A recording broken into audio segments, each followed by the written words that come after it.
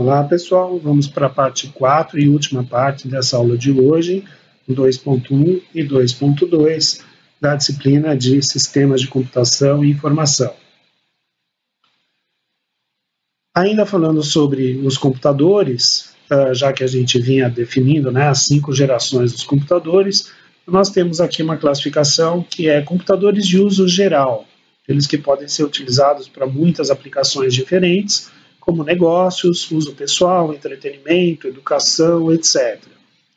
E temos também computadores de uso específico, aqueles que são desenhados e projetados e servem para propósitos especiais. Por exemplo, militares, tem que ter uma série de resistências físicas, computadores de aplicações científicas com alto poder de processamento, automação. Então aí nós temos vários tipos de automação: automação veicular, automação industrial, automação predial, automação comercial.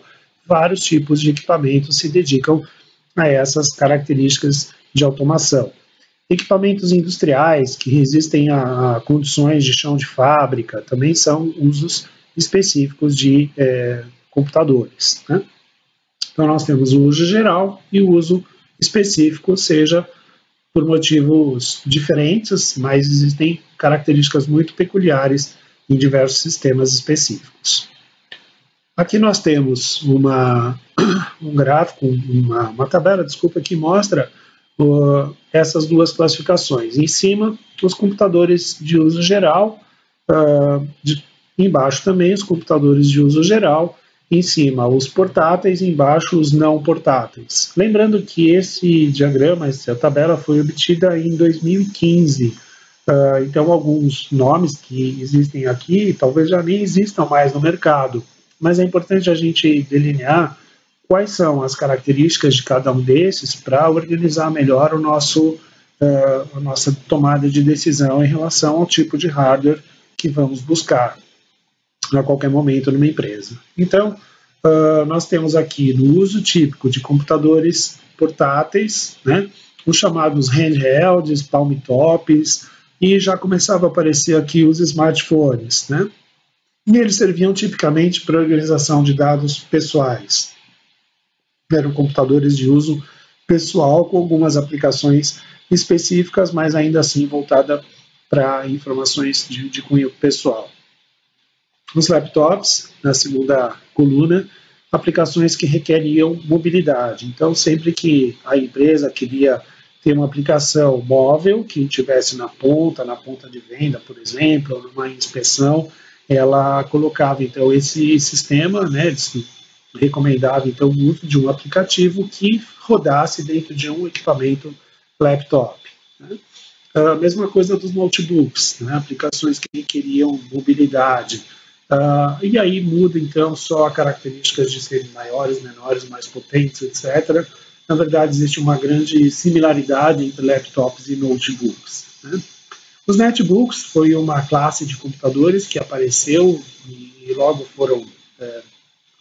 acabaram no mercado por não ter muita venda, para aplicações que requeriam mobilidade com baixo poder de processamento. Então nós tínhamos algo muito mais barato do que um laptop ou notebook, que chamou-se então, nessa época, de netbooks.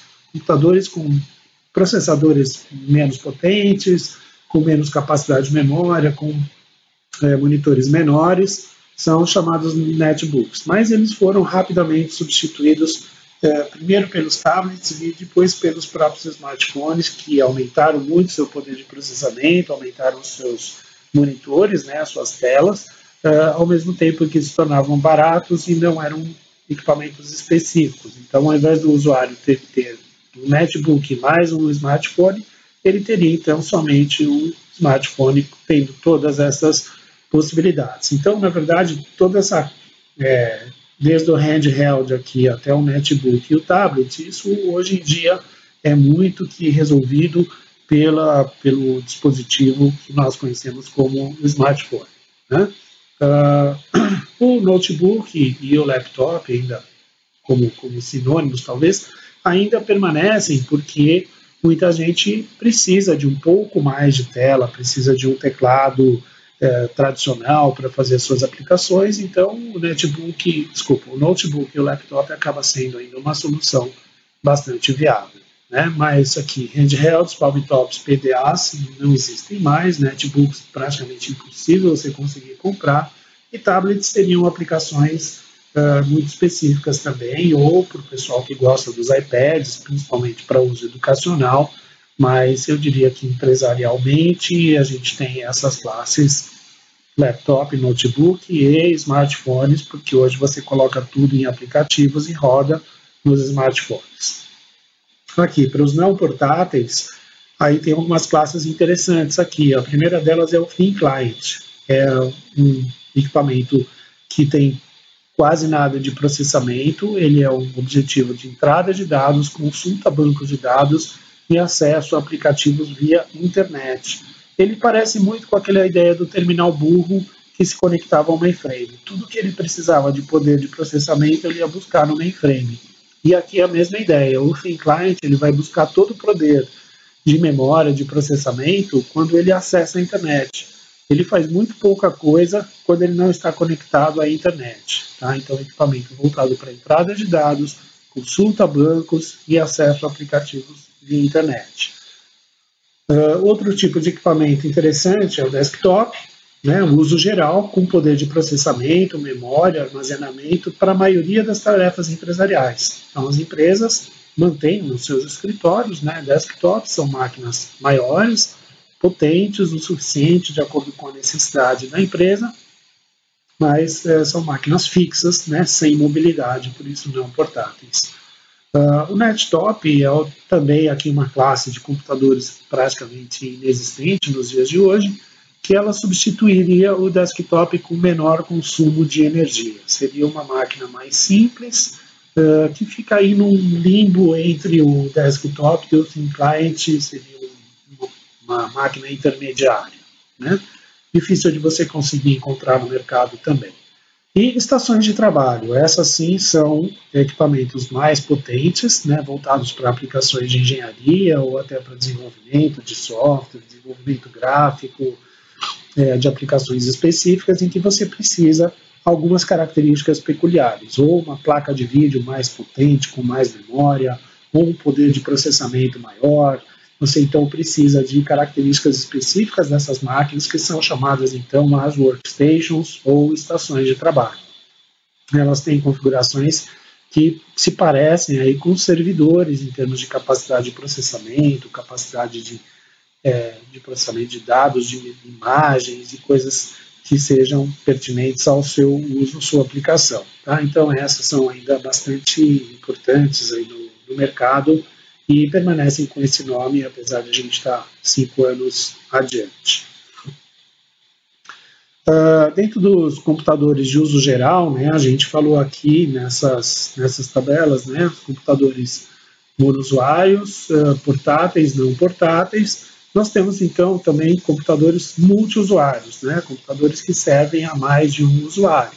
E nesse tópico nós vemos aqui então os servidores, aplicações de rede, de internet, os mainframes, que ainda existem, aplicações de grandes organizações, armazenamento de grandes volumes de dados, e os supercomputadores, que são utilizados em universidades, em algumas aplicações científicas, matemáticas, por alguns órgãos militares, e também fazem simulações e previsão de tempo, também são feitas por supercomputadores. Então toda essa parte de previsão de terremotos, de tsunami, tudo isso roda em supercomputadores, toda a parte de previsão de tempo mundialmente roda em supercomputadores. Então, uma classe de computadores grandes, de grande porte, muito potentes, para fazer essas tarefas que exigem muito cálculo matemático. O pessoal das agências espaciais também se utilizam de supercomputadores para os seus cálculos, para o lançamento de foguetes, satélites, etc.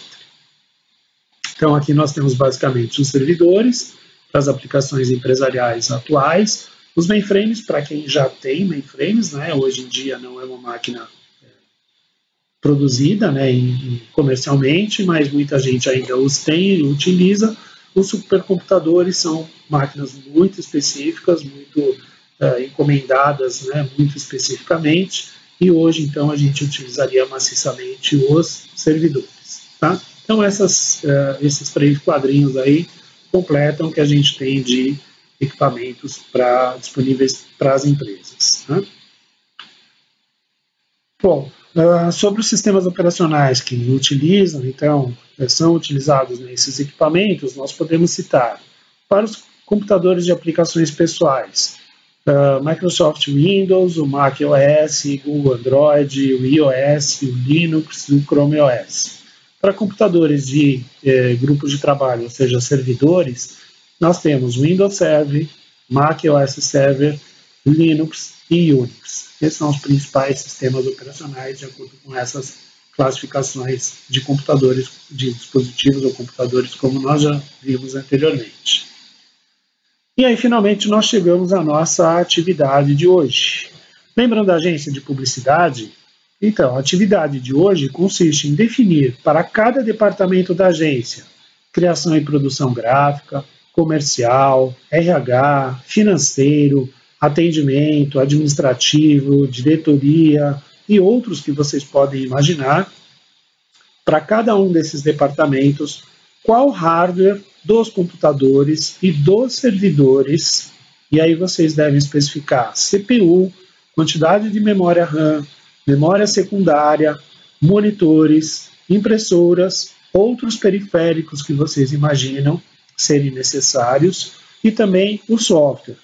Qual sistema operacional, qual linguagem deve ser desenvolvido nos sistemas, qual banco de dados e quais aplicativos vocês imaginam. Então, lembra da simulação do caso. A agência de publicidade fechou um grande contrato com uma indústria, gostaria de rever todo o seu parque de TI, quer trocar todos os seus equipamentos e, com isso, ela chamou você para fazer, então, essa indicação. Então, você vai olhar cada um dos departamentos da agência, vai verificar que tipo de uso que elas têm, se são usos comuns ou usos específicos, o que cada departamento precisa de especial em relação aos outros. Com base nessas informações, você vai especificar o hardware do computador, dos computadores que vão ser utilizados por cada departamento e, eventualmente, dos servidores, se forem necessários. Nesses hardwares, vocês vão falar que tipo de CPU, que tipo de memória, ou quantidade de memória RAM, qual memória secundária ou fixa vocês vão ter, que tipo de monitores, tipos de impressoras ou outros periféricos, e também vão falar sobre o software. Que sistema operacional vocês acham indicado para cada uma dessas equipamentos, qual linguagem de desenvolvimento deve ser adotada, qual banco de dados seria utilizado por essa empresa e quais aplicativos seriam adequados para essa agência de publicidade. Okay? Podem pesquisar à vontade, escrever com carinho e com calma, e isso vai ser, então, postado lá no fórum, como a gente tem feito antes nas outras aulas. Eu deixo aberto lá um fórum e vocês vão postando as respostas nesse fórum referente à aula 2.1 e 2.2. Ok? Então, por hoje é isso, pessoal. Espero que vocês tenham curtido essa pequena viagem que nós fizemos aqui pelo hardware e pelo software e estejam aptos a responder essas atividades de hoje. Então, até a semana que vem, cuidem-se e até